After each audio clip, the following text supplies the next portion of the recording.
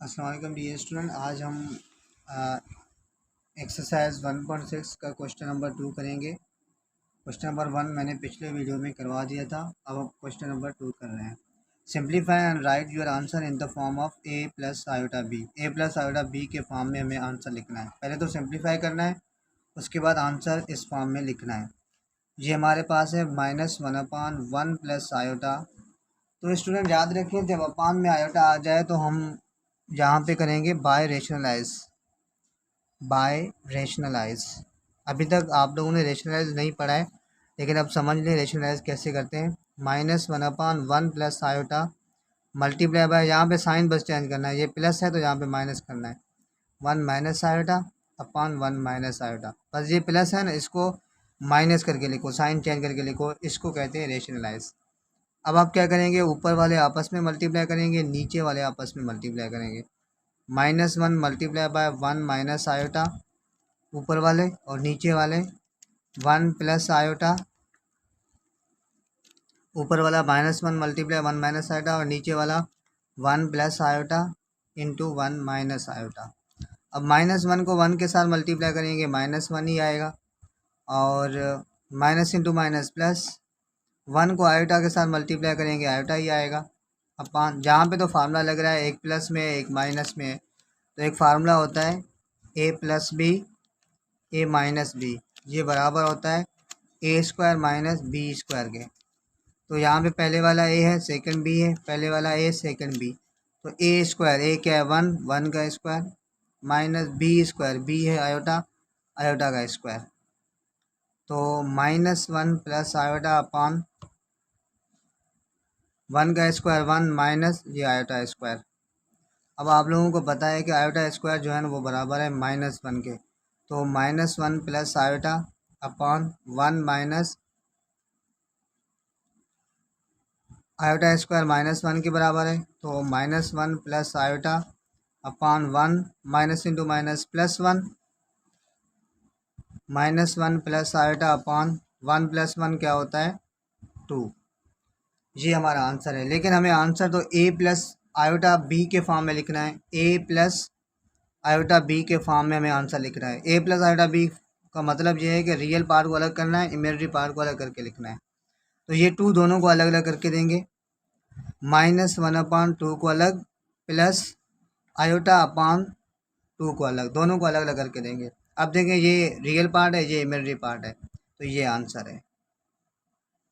या इस आंसर को आप ऐसे भी लिख सकते हैं, -1/2 प्लस, यहाँ पे कुछ नहीं है, समझो 1 है, तो 1/2 अलग, इसके साथ ये आयोटा है, आयोटा देंगे, ये आंसर। ये भी बात है कि क्योंकि यहाँ पे कुछ नहीं है, समझो मल्टीप्लाई है, 1 को आयोटा के साथ मल्टीप्लाई करेंगे, सेम आयोटा आ जाएगा, आयोटा/2।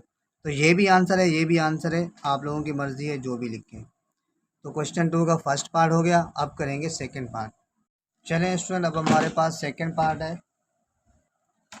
अब हमारे पास सेकेंड पार्ट है 1 प्लस आयोटा की पावर 4। तो इसको कैसे सॉल्व करेंगे, 1 प्लस आयोटा, इसके पावर को ब्रेक करेंगे, पावर 2 और होल की पावर 2 में, देखें 2 टू द 4 सेम पावर आ जाएगा। तो हमने इसको पावर में ब्रेक किया है।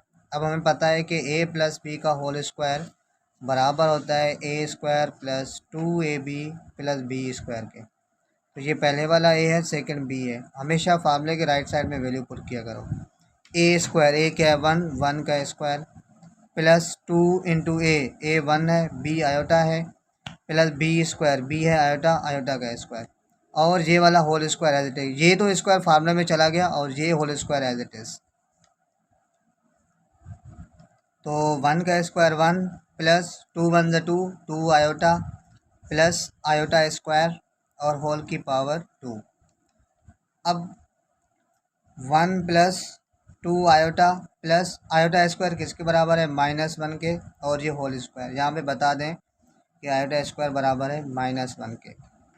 तो 1 plus 2 iota plus plus into minus -1, और ये whole square as it is. 1 plus का और 1 माइनस का ख़त्म, क्या बचा 2 आयोटा की पावर 2।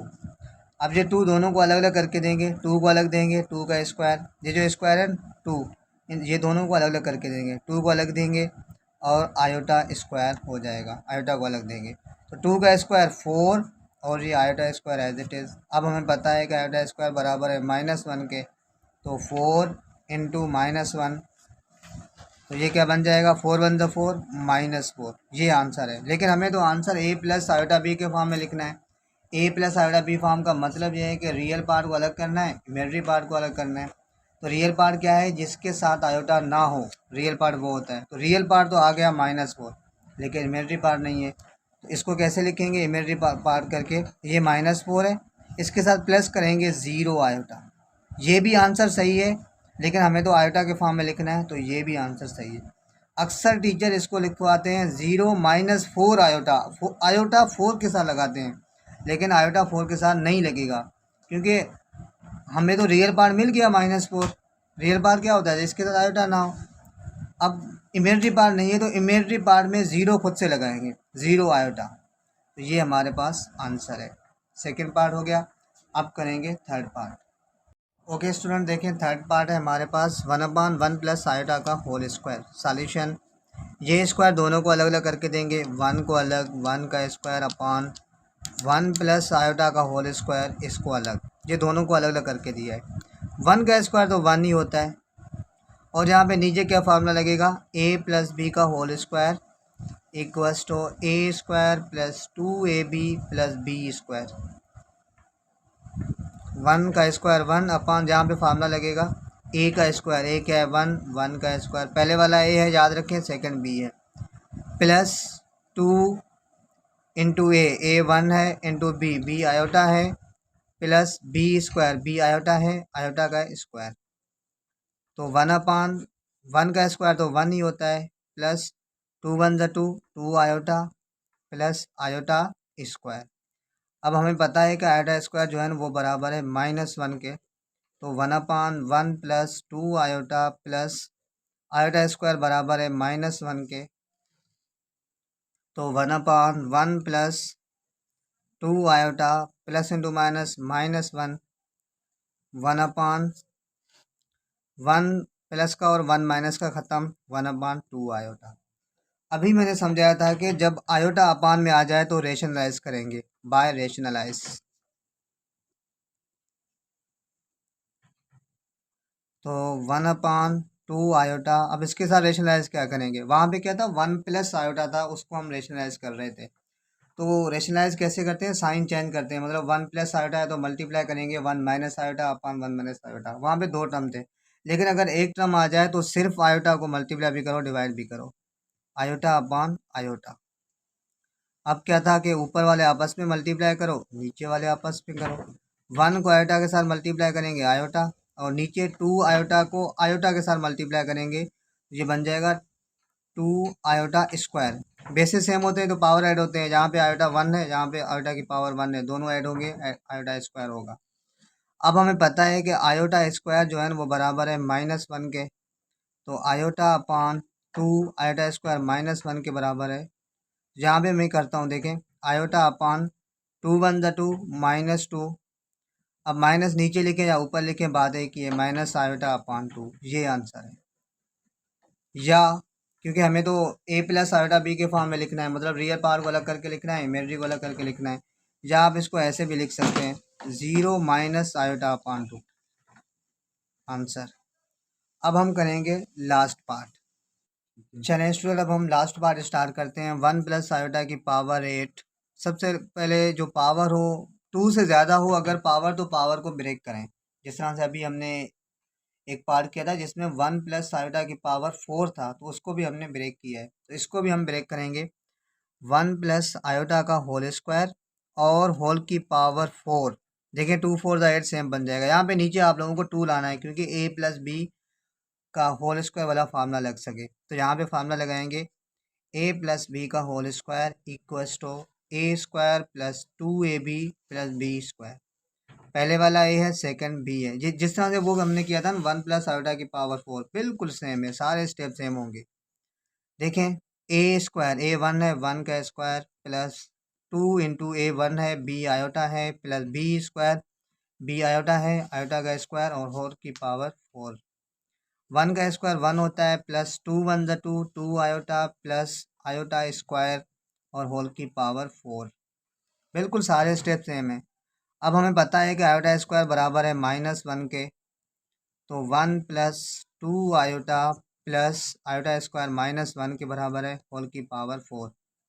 तो 1 plus 2 iota plus into minus -1 whole की पावर 4। 1 प्लस का और 1 माइनस का ख़त्म, 2 आयोटा की पावर 4। अब ये 4 दोनों को अलग अलग करके देंगे। वहाँ पे याद होगा पावर 2 था, यहाँ पे पावर 4 है। ये पावर 4 दोनों को अलग अलग करके देंगे। 2 की पावर 4 और आयोटा की पावर 4। 2 पावर 4 मतलब 2 को 4 दफ़ा मल्टीप्लाई करें, तो 2 पावर 4 यहाँ पे मैं करता हूँ। 2 को 4 दफ़ा multiply, 2 to the 4, 4 to the 8, 8 to the 16, 16। और आयोटा की पावर 4 किसके बराबर होगा? तो देखिए आयोटा स्क्वायर तो हमने पढ़ा है, लेकिन आयोटा पावर 4 नहीं पढ़ा है। तो पहले हम इसको ब्रेक करते हैं। Iota square into iota square में, सही है, बेसिस सेम है, पावर ऐड होंगे, 2 प्लस 2 4 आ जाएगा। तो हमने इसको ब्रेक किया है iota square into iota square में, क्योंकि बेसिस सेम है, पावर ऐड हो जाएंगे, 2 प्लस 2 4 सेम बन जाएगा।